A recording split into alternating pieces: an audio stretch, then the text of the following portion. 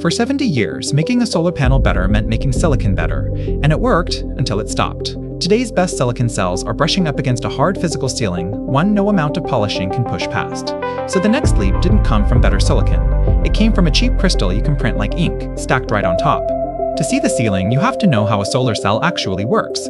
Sunlight arrives as a stream of particles called photons, each carrying a specific amount of energy. Red photons carry a little, blue photons carry more.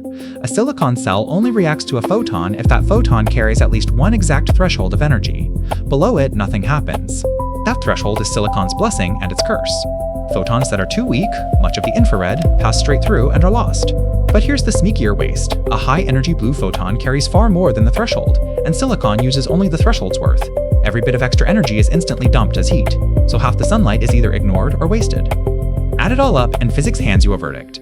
A single silicon cell can never convert more than about 33% of sunlight into electricity, the Shockley-Queteau limit. The very best silicon panels on the market are already near 27. There's almost no room left. One material, one threshold, one ceiling. So stop trying to fix one threshold. Use two.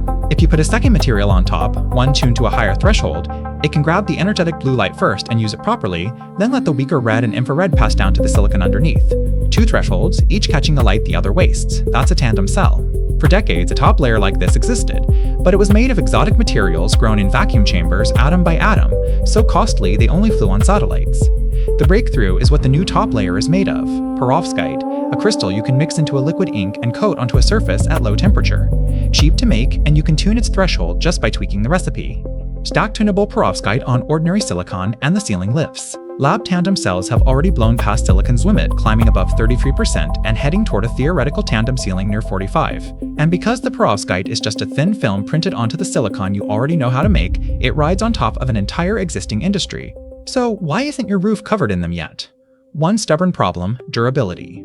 The same soft, easy-to-print chemistry that makes perovskite cheap also makes it fragile. It can degrade under heat, moisture, and the very sunlight it's supposed to harvest. Silicon panels are warranty for 25 years. A perovskite layer has to survive that same brutal quarter-century on a roof, and that's the race being run right now in labs and pilot factories. Here's the real lesson. For decades, we chased efficiency by perfecting one material, and we nearly perfected it into a dead end. The way forward wasn't a better silicon, it was letting a cheap, humble crystal do the one job silicon couldn't, and stacking them so each covers the other's blind spot. If perovskite learns to last, the panel on your roof won't be silicon. It'll be silicon wearing a printed crown.